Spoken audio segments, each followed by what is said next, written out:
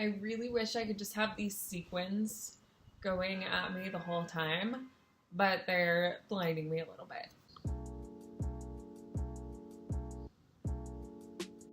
Hello friends, welcome to another episode of me sitting on my couch talking about shit. So we have a big topic in the fitness industry to talk about, and this is most likely going to be, I feel like I'm blinding people with my hand. This is most likely going to be a multi-part series about this, just because there's so much to unpack and so much to dig into about it. But we're going to be starting as small as we possibly can. So we're just going to be talking about language around gender in the fitness industry. So a lot of folks may have noticed that the fitness industry is so gendered unnecessarily, because everything is women's fitness, men's fitness. This is how women need to work out to look a certain way. This is how men need to work out to look a certain way.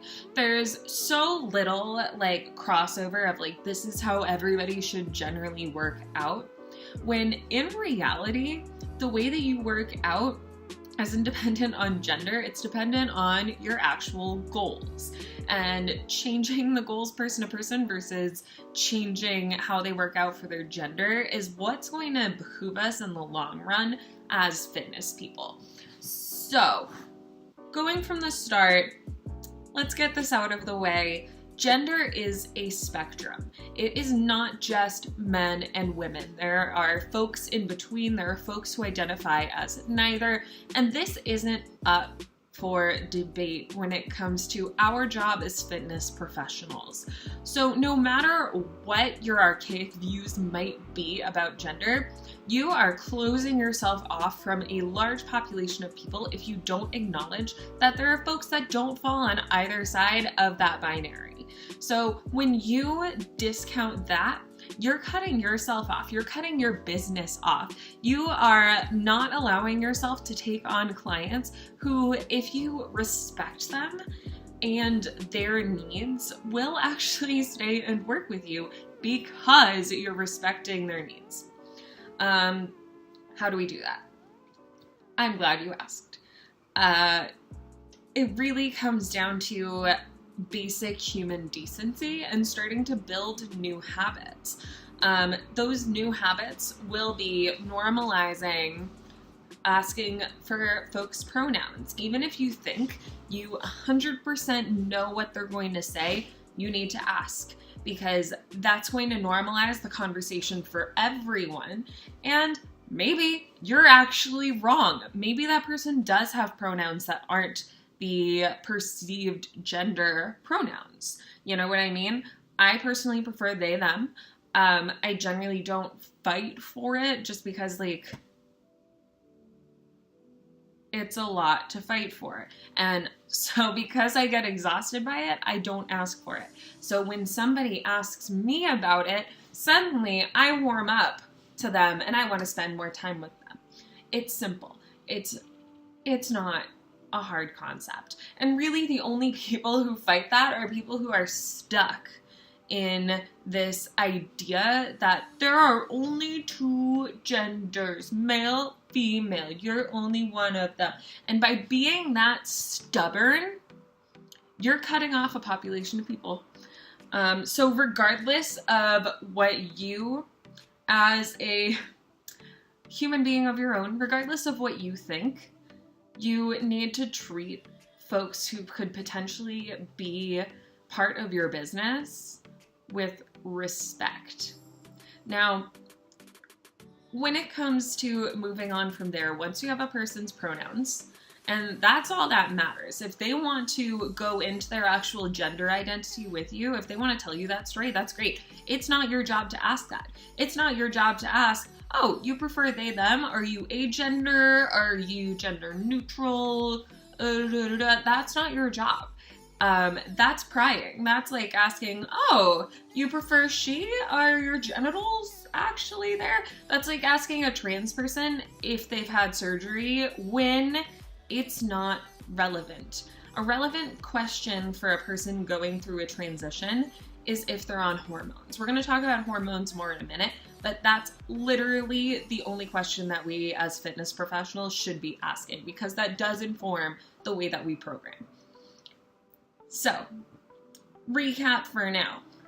Ask pronouns, respect their space around their gender, and examine your own biases. Why do you honestly think that there are only two genders when there's an entire world around you that is fighting for their right to be respected for their gender identity?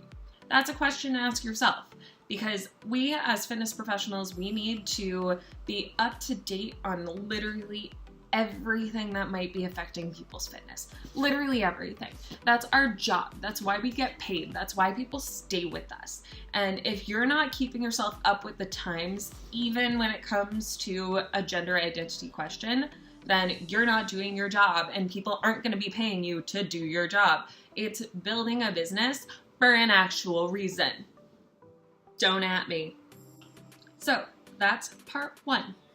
Part 2 is going to be changing your language in general. So not just with pronouns, not just with that, you need to be inclusive all around. So that means if you're teaching groups, that means if you are trying to build up as a group fitness instructor or build up small group training, you need to start being more inclusive with your language when referring to your groups. So how do we do that? We don't say guys, we don't say ladies, we don't say men over here, women over here. You de-gender your language as much as possible. And an easy way to do that, a super easy way to do that, folks. Hey folks. All right, folks, we're gonna go do this. It's not hard. Now, there's a debate. Excuse you. There's a debate colloquially if guys is appropriate, and I think the general rule is when you're being professional, when you're in your business, guys is not appropriate. It's too casual. And regardless of if you use it in your everyday life, I don't personally believe it's something that you should be using in your business practices. End of story. You can disagree with me, that's fine. However, you need to be de-gendering your language anyway, because that's how you're gonna keep people around. It's not hard. So de-gender your language in that way. So referring to past clients as your past clients, as folks that I have worked with in the past, not the women who I've worked with, not the men who I've worked with, the people who have similar goals to you, the people who want to put on size, the people who want to put on butt, the people who want to take away their fat mass. This is their experience. It's not something that's so cookie cutter, because you definitely have clients with different goals in the different genders. There are plenty of men who want to lose weight. There are plenty of women who want to put on size. Why bother gendering it anyway? You have definitely crossed it over, and if you haven't, you're limiting your business anyway. Like, we're all here to make money and help people, and you're doing neither. I keep getting like super worked up because it just maddens me to no end. So what we're up to so far: ask pronouns, respect pronouns, de-gender your language as a whole. Great, that's a start. There's a siren going on. I really wish that I didn't live on like such a main road, but here we are. Finally, the last thing we're going to talk about today is that hormones do play a factor in the way a person's body works. And that is science, plain and simple. We're not going to go too far into the specifics, but when somebody has a body that primarily uses estrogen as its main sex hormone, and when a person has a body that primarily uses testosterone as its base sex hormone, they will primarily distribute fat differently more than anything else. Everybody puts on muscle in the exact same way. Some folks in general have a harder time than others, and that's normal. And that doesn't depend by gender or hormone. That is just the way that bodies work. Everybody's super individual. So the primary thing to take away about hormones is they do change what your fat distribution is. Now, people with estrogen-based sex hormones, or folks who are estrogen-based, whatever you want to say to make that work, will retain more body fat through the lower body, and people with testosterone-based hormones through the upper body and the midsection. There you go. That's how you can phrase it. Super simple, super straightforward. Now, one of the reasons that we ask if people who are transitioning are on hormones is in order to understand where their fat distribution is, specifically if they have a goal involving fat loss or size gain. That's it. That's simple. It's not your job to know why they're on that hormone.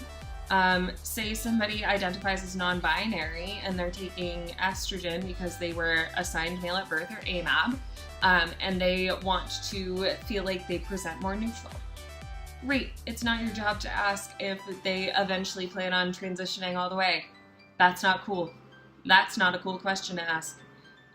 Censor yourself, please.